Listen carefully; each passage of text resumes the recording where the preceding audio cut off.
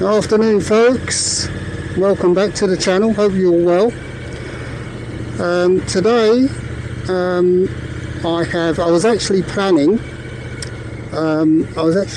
today to make a sort of reveal video, let's say, for the item that I bought from Lewis's a couple of weeks ago. But I've decided against that because it's such a nice day. I thought I would go for a ride.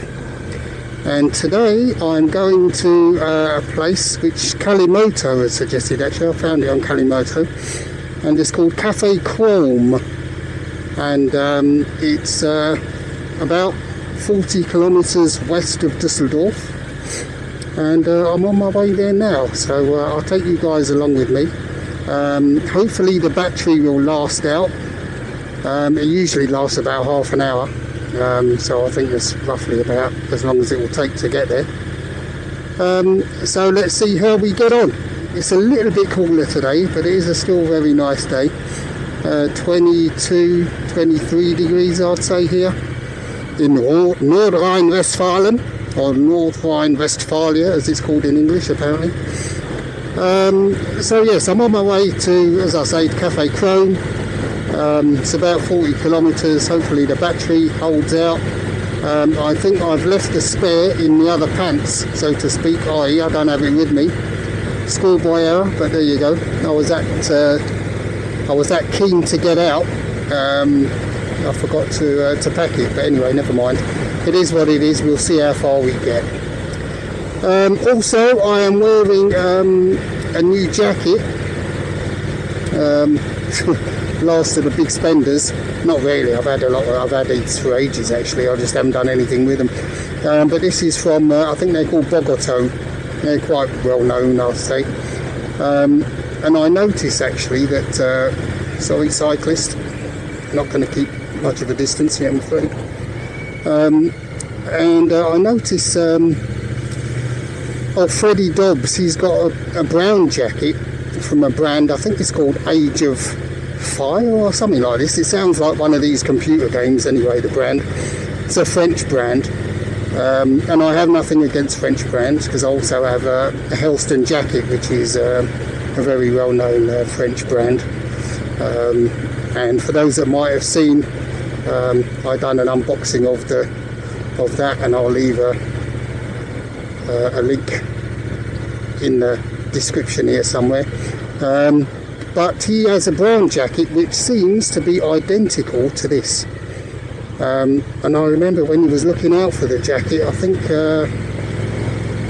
think from memory it was about 300 quid. And I mean this jacket wasn't cheap either. I think it's about 200 actually. But it's virtually identical. Has the quilted elbows, the quilted shoulders. Is there back protection in it? Yeah, there's a small back protection in it. It's quite minimalistic actually, which I like. So yeah, it's actually a very nice fit, and I'll do a little review of this. But so far so good, I have to say. I should probably take the winter lining out of it because I'm sweltering at the moment. But as I say, I was in such a rush to get out, I didn't really properly prepare myself, as I think a lot of us do. We've all been there. It's a little bit windy today, as you can probably hear. Hopefully it doesn't distort the sound too much, but yeah, I can feel it's very windy. Hopefully, as I say, it's not interfering with the sound too much. Oh, green light. Oh, there you go. It's going to be a good day. Yes. Couple of gentlemen there, hello, a little bit late on the hello there, better late than never.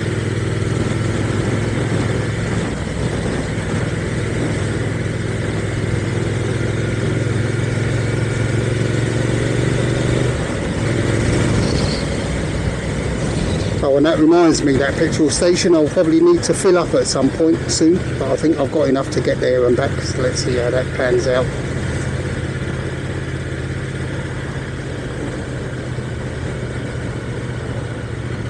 The date today is Sunday, the 1st of June 2025. Earlier on today, I think today should have been the release of the Crossing Over to the Dark Side Part 2, which is basically the way home from Lewis's shop.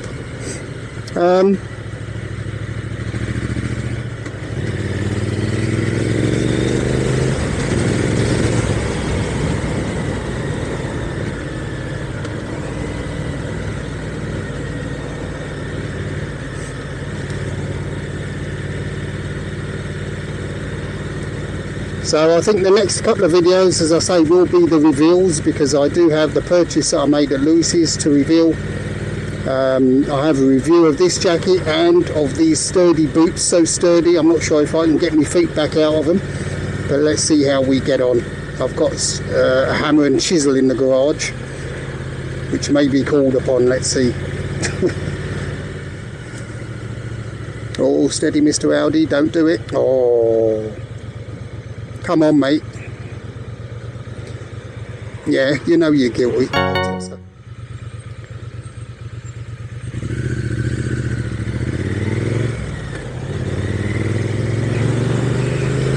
So, we're off to Café Chrom. I have to say I don't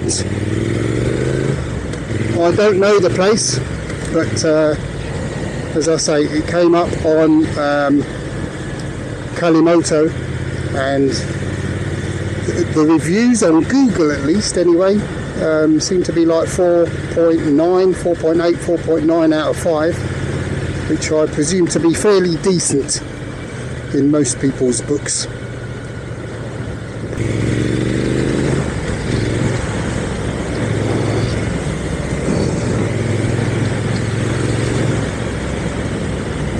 God, I love the sound of this this motor. I've got to say, she does grumble a little bit if you're going a bit, I wouldn't say slow, but if you're going, you know, if the revs aren't up to much in a particular gear, then it does tend to sort of bobble about and vibrate a little bit.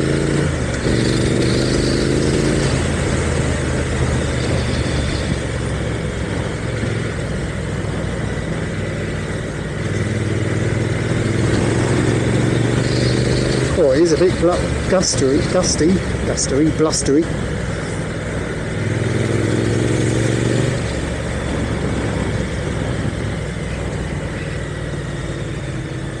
Caution point ahead in 200 meters, says Miss Callmoto. So let me make a note of that. For those that don't know, actually, oh look, there's a gentleman on a classic 350 there, I believe, Royal Enfield. I'm a big fan of the Callmoto app, actually. It could be better, like most things, could be a lot worse as well. It's actually a really nice piece of kit. I would highly recommend it, and if you find yourself, like me, away from home long term, and you struggle for routes, then if you get yourself Callmoto, I think it's €60, so probably about £50-55 in old money,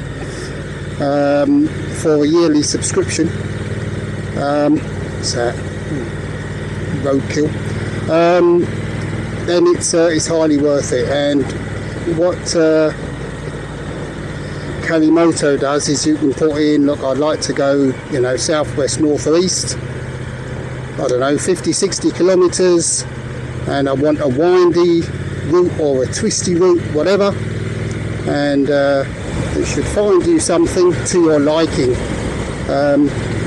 And usually when I use Callmoto, I don't often go in this direction. So we're actually heading west, which is a direction I don't often go in, actually, I have to say.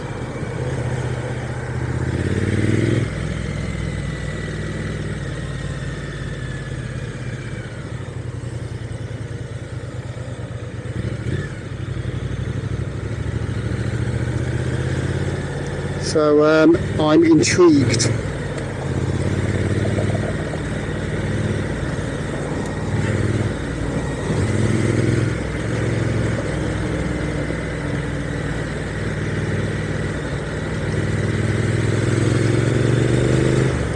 So as I say, Callmoto is a really good app. I don't know this direction very well.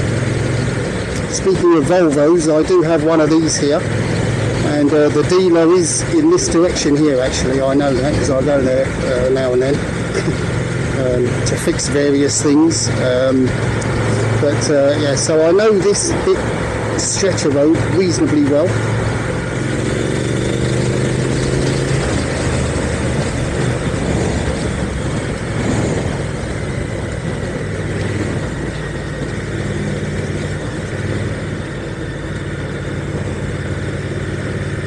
But more than that, I'm at a bit of a loss. So let's see where we end up.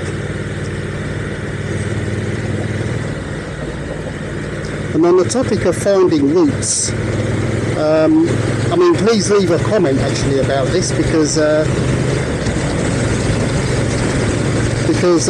you know, I'm a long way from home.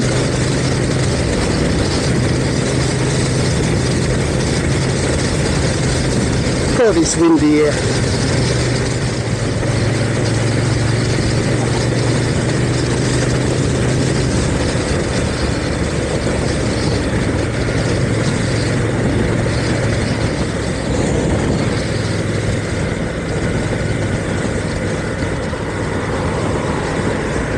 Oh, get you, DGB.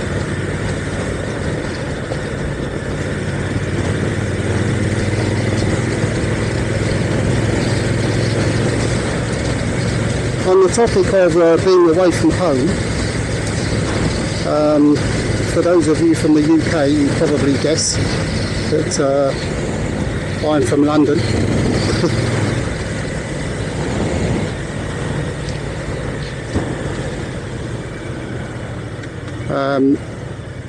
And of course I grew up in London. I was born in London. I know this road, I know actually. So I left the UK in 2007, 8 to go to Switzerland, and then from there I came here. So I've not lived in the UK for a while. It does sadden me in some respects, the things I see coming out of the UK, but there you go. I don't think the UK is that much different to a lot of countries these days, to be perfectly honest. But let's not get into that. But one thing I do know, you know, years ago I had a Cagiva Mito, which some may know. It's a very small Italian bike, sounds like, of course, and it's a very small version of the Ducati. What is it? Is it 996 or something like this? I'll see if I can find a picture anyway and put it up on the screen here. And I had a CBT there, it's a 125, and there was times when I used to leave work on a Friday and I'd go for a ride, and I could be anywhere within a couple of 100 miles radius of South London. Well, south of South London, a couple of 100 miles will put you in the sea, but you know what I mean. And I wouldn't feel lost. But away from home, I mean, I've been here over 10 years now. But away from home it's very difficult to get your bearings, actually, I have to say. I was speaking with a neighbour who he done the DGR with me. He has a Honda, what's it called, CBR 1100R, so it's a very nice chunky old school bike. But he's from these parts, you know. And he says, yeah, I suppose a lot of the ways you kind of grow up with. And this is what you miss when you're abroad, you know, these, you know, you could go as far as you want, but you're never really going to be lost, because you can always find your way back again, so it's not the end of the world. But here, you know, I mean, there's a few times I often get lost, actually, to be honest. But this is the thing, you know, if I'd grown up in this area, I don't think I would ever be lost. You're never lost, are you, really, from where you know, if you don't fall far from the tree, so to speak, you're never lost. Yeah. You know, you might just be in an unfamiliar place, but you can always get your bearings and find your way back home. But here, I've got to say, it's quite difficult. I mean, I'll try to sort of broaden my circle a little bit, which is working, but it does take a bit of the spontaneity out of it, this is for sure. But for my home, I tend to either go east or northeast, sometimes southeast, yeah? And that direction I'm beginning to get to know quite well, actually, to be fair. I'm beginning to know those areas quite well. You know, Essen, and then to the east of where I live, Zurlingen, which is a very popular area for motorcyclists. So yeah, it's anyway, for that reason I find Callmoto is an absolute essential.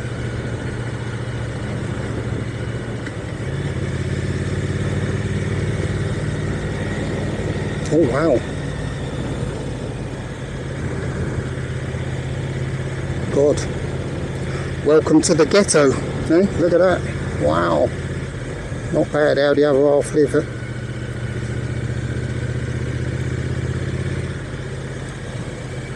You keep over to your side of the road, mate.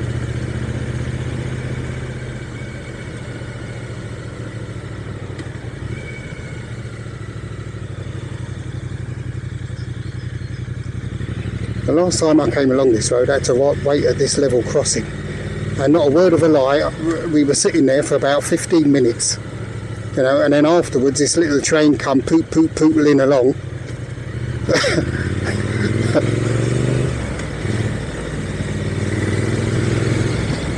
It was absolutely ages, you know, and people were beginning to get out of their car and think, oh, hold on a minute, is this thing broken or what? I mean, it was ages, at least 10 minutes.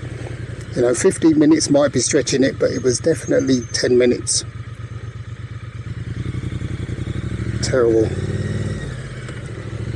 It's nice around here, isn't it? Oh. I think I came this way, if I'm not mistaken, when I went to watch Mönchengladbach a few weeks ago. I'm sure I came this way, and I think they're in this direction. I have to check. This is how bad my German geography is, but I think it's northwest of Düsseldorf. I'm fairly sure. But I did come this way, and it's not bad actually. It's quite a nice, looks like a nice little place. Do do do do do do do do do.